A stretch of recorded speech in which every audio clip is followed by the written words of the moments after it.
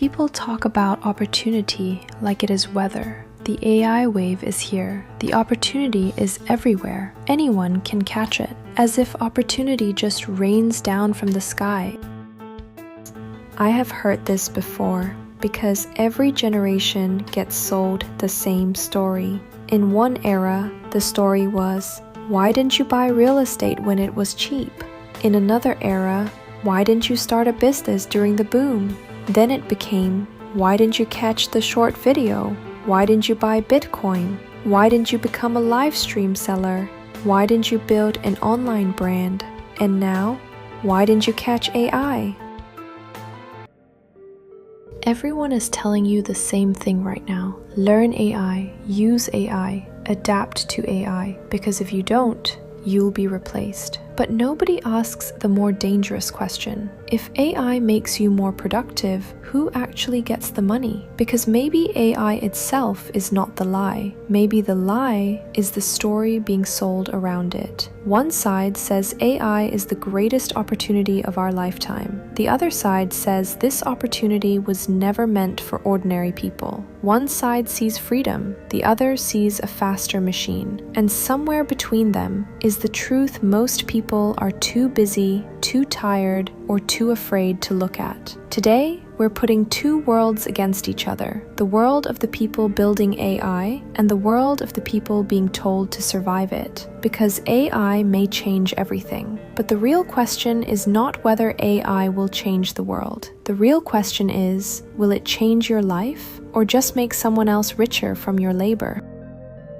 There is something strange happening right now. Two people can look at the exact same technology, the same chatbots, the same self-driving cars, the same image generators, the same AI assistants, the same headlines about automation, layoffs, productivity, and trillion-dollar companies, and somehow walk away with completely opposite conclusions. One person looks at AI and says, this is the biggest opportunity of our lifetime. Learn it now, use it now, move fast, adapt early, because if you wait 1 or 2 years, you may already be behind. But another person looks at the same AI wave and says, wake up, this is not your golden ticket, this is not your escape. This is not the magical door that ordinary people can simply walk through. The winners are already positioned. The platforms are already controlled. The computing power is already owned. The rules are already written. And most ordinary people are not about to become rich because they learned how to use a chatbot. Same technology, two completely different futures. One sounds like hope, the other sounds like a warning. And the uncomfortable truth is, both of them are partly right. But if you only listen to one side, you will misunderstand everything. Because AI is not just a technology story. It is also a labor story, a class story, a business story, a power story. And maybe most importantly, it is a story about who gets amplified and who gets squeezed. Imagine walking through Silicon Valley. Quiet streets, clean sidewalks, expensive houses. Low office buildings hide enormous power behind glass doors. This is the kind of place where the future is not announced with fireworks. It is written quietly in code. Behind those doors are the people training the models, building the systems, designing the tools that millions of people will one day use without understanding how they work. Then you meet someone wearing a Gemini shirt, not a fake guru, not a motivational influencer.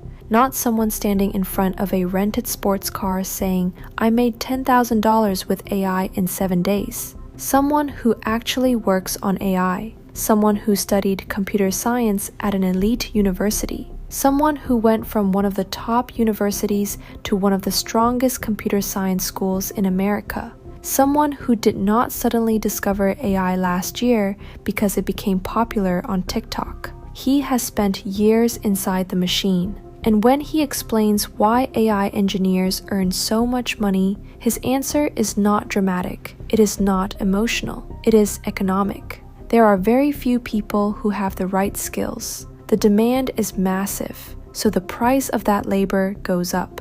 Simple. Supply and demand.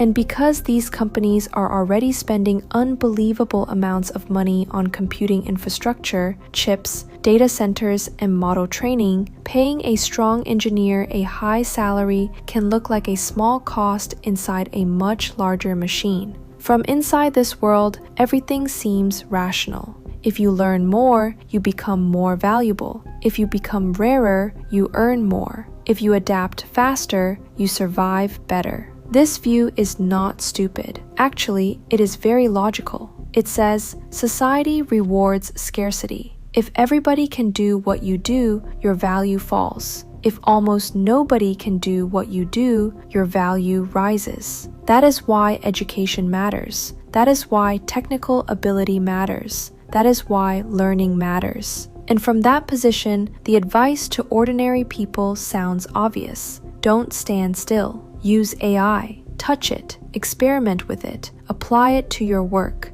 Let it increase your productivity before it replaces your productivity. Because in a changing world, staying the same is not neutral. Staying the same is falling behind. That is the first voice, the voice from inside the system. And honestly, it is not wrong. But now we need to leave Silicon Valley because there is another voice, and it is much angrier.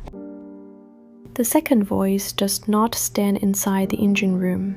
It stands outside the building, on the sidewalk, in the crowd, among people who are already tired, people who work full-time jobs, people who pay rent, people who pay mortgages, people supporting parents, people raising children. People are afraid of layoffs. People who do not have unlimited time, unlimited energy, or unlimited money to experiment with the future. And this second voice hears all the AI excitement and says, I have heard this before, because every generation gets sold the same story. In one era, the story was, why didn't you buy real estate when it was cheap? In another era, why didn't you start a business during the boom? Then it became, why didn't you catch the short video? Why didn't you buy Bitcoin? Why didn't you become a live stream seller? Why didn't you build an online brand? And now, why didn't you catch AI?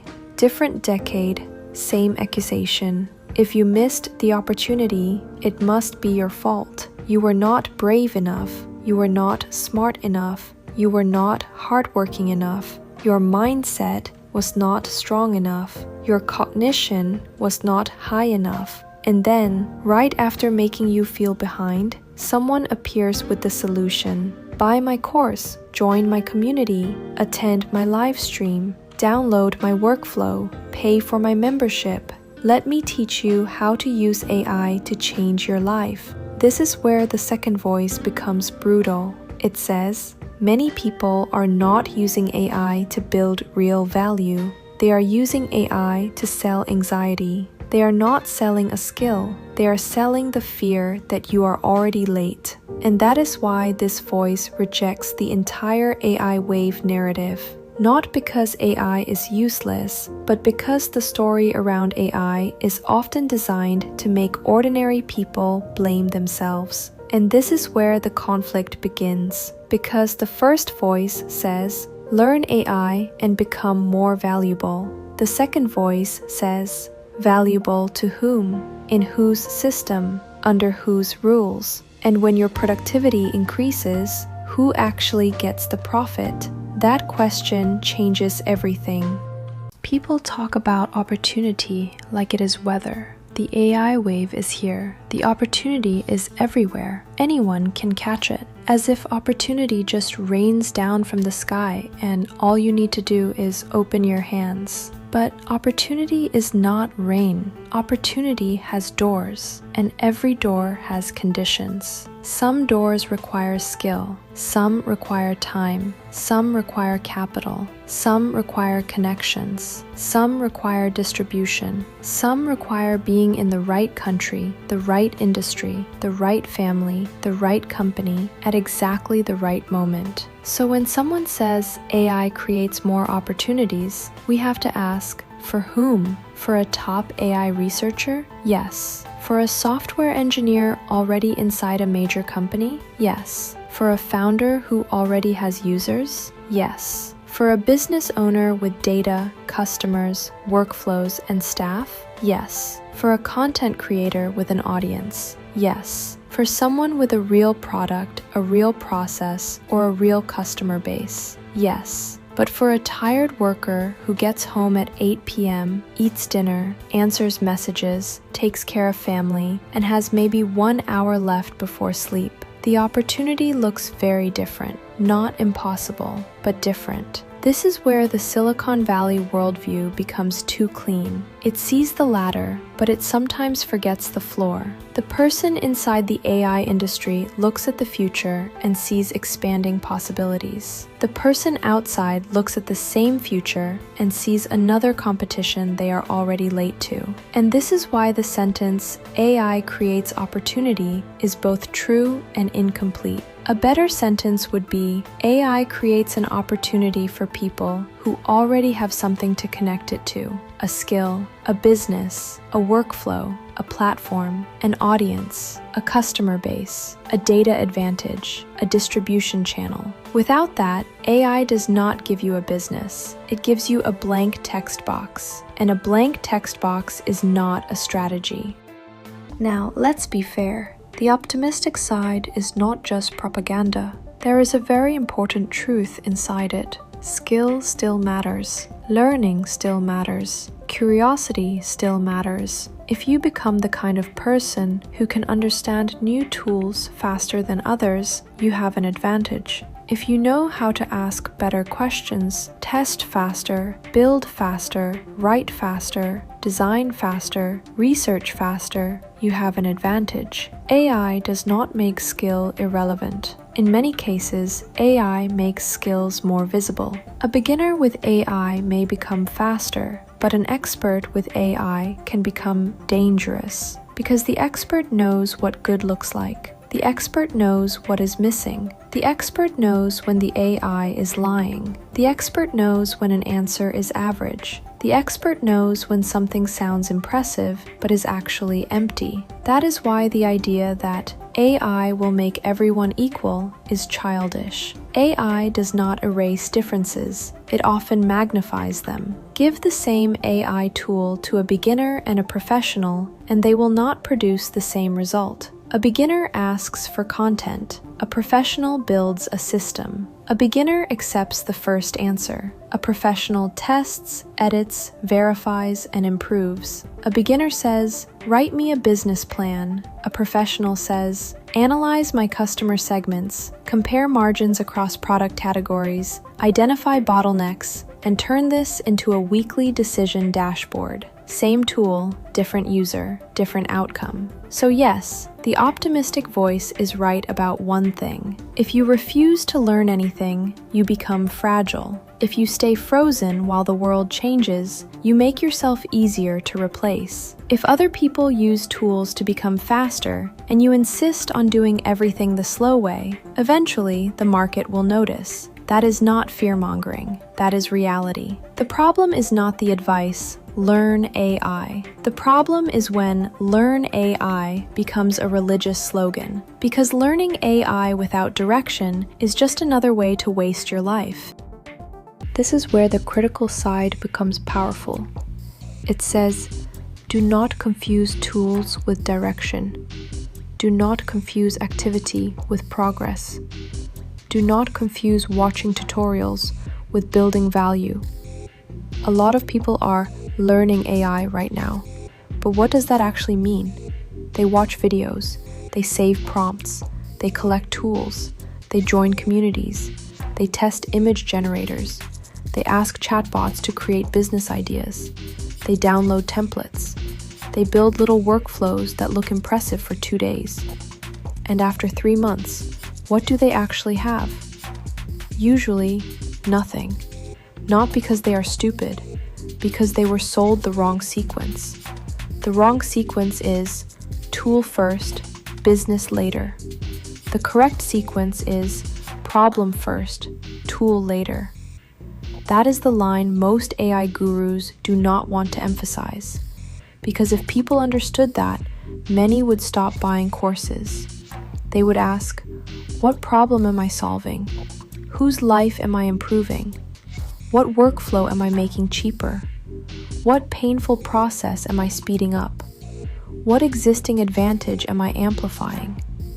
If you cannot answer those questions, learning another AI tool will not save you. It will just give you another toy. And toys are fun, but toys do not pay rent. Let's talk about the average person. Not the genius, not the founder, not the AI researcher, not the person who studied computer science for 10 years. Just a normal working person. We wake up earlier than we want to. We check our phones before our brains are fully awake. We commute or start work from home. We answer messages. We sit through meetings. We deal with managers, customers, clients, coworkers, and deadlines. By the time we finish work, our brains are already half dead. Then life begins. Groceries, dinner, laundry, bills, family, maybe children, maybe elderly parents, maybe health problems, maybe debt. Then the internet tells us we must learn AI. Not casually, urgently, because if we do not learn it now, we will be replaced. Do you see how cruel that can become? It takes someone already under pressure and adds a new pressure. Our exhaustion is now evidence that we are falling behind. This is the emotional trick of the AI hype economy. It takes structural pressure and turns it into personal shame. Are you tired? That is your fault. Are you not rich? Your cognition is too low. You missed a trend? You are lazy. Can you not pivot every 6 months? You are not adapting. This is why the critical voice is angry, because it sees how easily self-improvement becomes self-blame. And here is my opinion. Telling us ordinary people to use AI is good. Telling us ordinary people that AI will magically fix our economic position is dishonest. There is a huge difference between those two statements. Use AI to save time? Yes. Use AI to write better, research faster, organize ideas, and automate boring tasks? Yes. Use AI to become instantly rich, escape the labor market, and reverse the power structure of the economy? No, that is fantasy. And fantasy is profitable, especially when sold to tired people. Now we need to talk about jobs, because this is where both sides often become too simple. The optimistic side says AI will create new jobs. The pessimistic side says AI will destroy jobs. Both are too clean. The real story is messier. AI usually does not replace a whole job immediately. It replaces tasks. And a job is not one task. A job is a bundle of tasks, responsibilities, relationships, judgment calls, communication, accountability, and context. Take a lawyer. People say AI can write legal documents. True, but is a lawyer only a document generator? No. A lawyer also interprets risk, talks to clients, negotiates, understands courts, takes responsibility, builds trust, makes judgment calls when the facts are messy. Take a doctor. AI can analyze medical information, but is a doctor only an information processor? No. A doctor deals with uncertainty, patient emotions, legal responsibility, hospital systems, physical examination, ethics, and trust. Take a salesperson. AI can write emails, but sales is not just email. Sales is timing, psychology, credibility, relationship, negotiation, and reading the room. This is why the phrase, AI will replace your job, is often imprecise. A better phrase is, AI will break your job into pieces. It will automate some pieces, cheapen some pieces, speed up some pieces, and make the remaining human parts more important. That is less dramatic, but more accurate. The International Labour Organization has argued that generative AI is more likely to augment many jobs than destroy them outright, while also noting that its effects will differ by occupation and by task. Another ILO analysis says that few jobs consist entirely of tasks that current generative AI can fully automate, and that most occupations still contain tasks requiring human input. And this matters, because if you misunderstand the threat, you prepare for the wrong future. The threat is not that every job disappears tomorrow. The threat is that your job quietly changes until you are doing more work, faster, with fewer people, under more pressure, while being told AI is helping you. That is the darker version of productivity.